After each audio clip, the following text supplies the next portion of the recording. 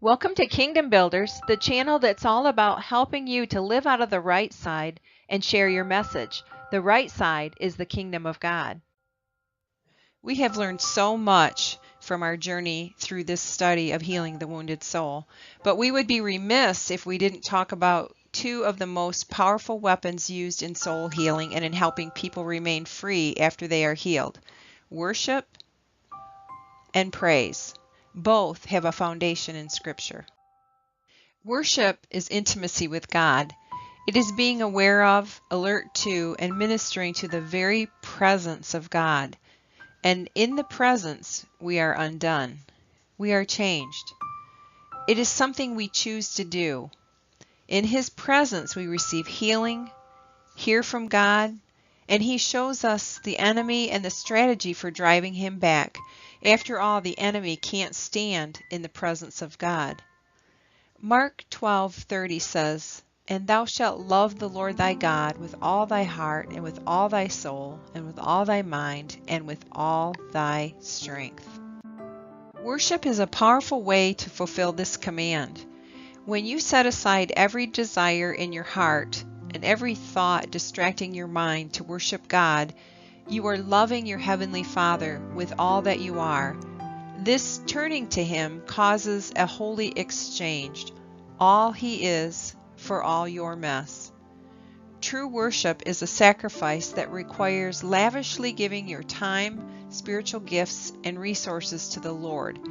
Real worshipers live a lifestyle of worship, and though it demands something of us to offer up a sacrifice of praise, it is the place of provision and satisfaction. Exciting things always happen in the presence of God that don't occur anywhere else. Soul healing is one of them. The Bible says in 2 Corinthians 3:18, "But we all, with open face, beholding as in a glass the glory of the Lord, are changed into the same image from glory to glory, even as by the Spirit of the Lord." Worship ushers His glory into our atmosphere and then changes us to look more like Him. As we get in His presence, His glory fills the room. Worship is probably the most powerful thing that you can do in your pursuit of God and the healing of your wounds. However, there are times when what's in your soul will try to block you from worshiping. At these moments, it's important for you to press through the resistance. Praise is like a plow that pushes through the enemy's blockades. King David set the example through his declaration over his soul, commanding it to bless the Lord in Psalm 103. Sometimes we need to command our soul to bless the Lord because your inner man will not always feel like pursuing God. If you overcome your resistance and bring the sacrifice of praise, you will not only break through, but also experience great fruit. When I am struggling to get into God's presence, I turn on worship music. I sing along. I open my mouth and I raise my voice. I take action by offering up the sounds and actions of praise. I sing, raise my hands, pray in the Spirit, wave, declare Scripture out loud, and speak forth decrees. I lie in God's presence, entering into rest and into His goodness. Worship dispels the confusion and lack of knowledge that often overcome us, and it opens our minds to receive revelation.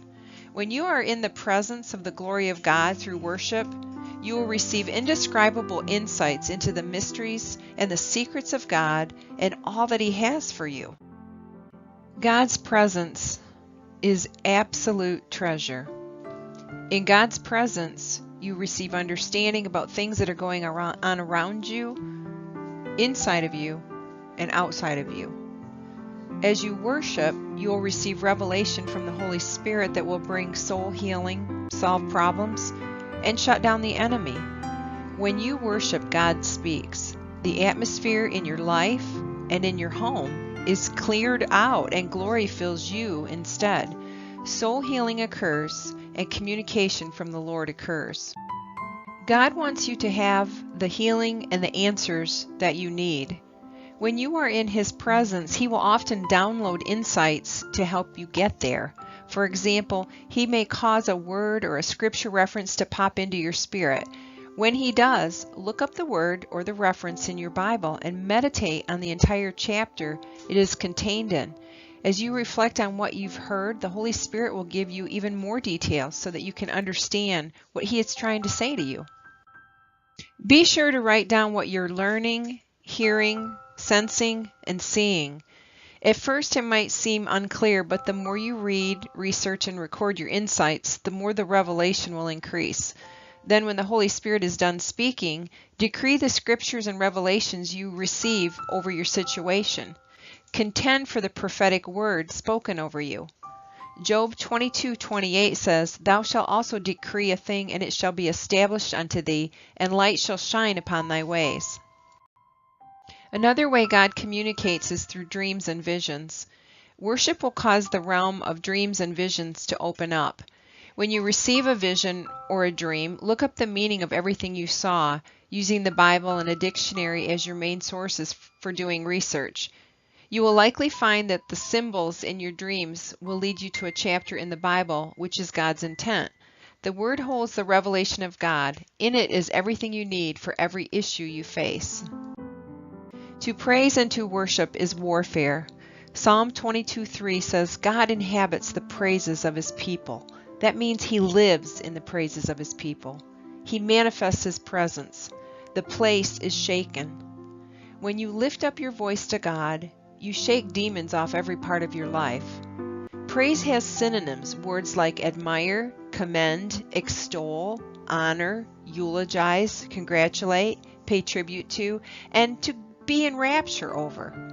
We use our voice to praise and worship, and we use our body to praise and worship. Isaiah 30 verse 32 says, "Every stroke the Lord lays on them with his punishing rod will be to the music of tambourines and harps as he fights them in battle with the blows of his arms." All the words in the Bible for praise are articulately written. Each has a specific meaning of action. There are at least 16 words that are used in the Bible to describe ways that we praise the Lord. The Bible clearly commands us to praise the Lord.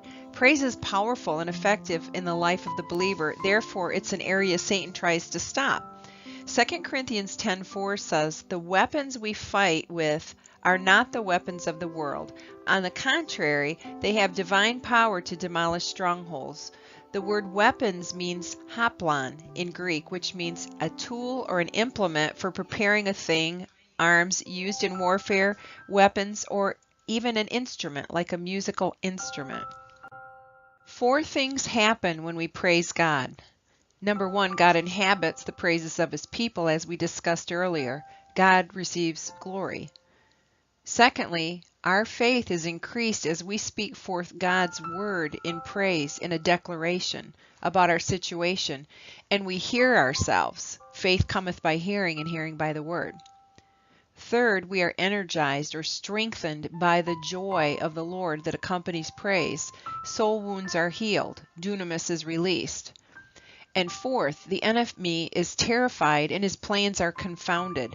Why? Because God inhabits the praises of his people. So it's a wonderful circle that occurs as we praise God.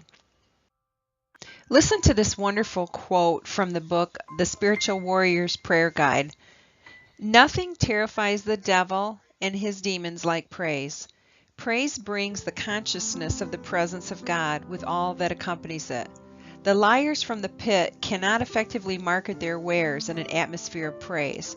Since it is a garment, we can make a choice to put it on as we do a shirt, a blouse, or a coat. The constant wearing of it will ward off the spirits of depression, discouragement, and despair.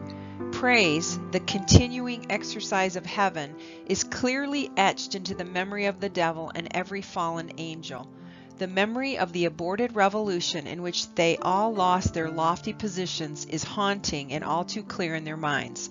When they hear biblical praises, they are driven to panic. They are irritated and devastated. Their ranks are broken. Like metal scratching glass is the sound of praises to them. The Bible contains many examples that prove praise and worship defeat our foes. One of them is the account of when a great multitude came against King Jehoshaphat and the people of Jerusalem. After the people of God fasted, the Bible says the Spirit of the Lord came upon the prophets of the land with this message: Be not afraid or dismayed at this great multitude, for the battle is not yours, but God's. You shall not need to fight in this battle. Take your positions, stand still, and see the deliverance of the Lord. After hearing the prophetic word of victory, Jehoshaphat appointed singers to go before the army as they marched out to sing praises to the Lord. Then, as the people sang, the Lord set ambushments against their enemies, who turned against one another, and there was a great self-slaughter. Afterward, Jehoshaphat and his people took so much cattle, goods, garments, and precious stones that had been left behind that it took 3 days for them to gather the spoils. As you pursue soul healing, the power that is in worship will not only heal your soul, but also drive the enemy to let go of you and even destroy himself while you are left with piles of bounty and treasure. Earlier I shared Isaiah 30, 31, and 32, but listen to how it reads from the Amplified Classic Edition. At the voice of the Lord, the Assyrians will be stricken with dismay and terror when he smites them with his rod, and every passing stroke of the staff of punishment and doom which the Lord lays upon them shall be to the sound of timbrels and lyres, when in battle he attacks with swinging and menacing arms. Isn't that just amazing? I can see it in my imagination, the menacing arm of the Lord swinging and overcoming the enemy. I pray that you will use the revelation in this study to be set free from all soul wounds and receive and become all God has for you. Once you start experiencing soul healing through the power of Christ, your life will never be the same. You will walk in a new realm of supernatural power and provision. Through this study, I have given you principles for how to recognize soul wounds, identify the source of the wounds, and apply biblical and supernatural solutions that will bring healing and give new life. I believe that as you apply these principles, you will develop a more vibrant, effective prayer life, enjoy the abundant, prosperous life God longs to give you, and receive the blessings God is pouring out. Keep healing and get ready to see your life expand and become new. Thank you for watching. If this video was encouraging or helpful, please like, share, and subscribe.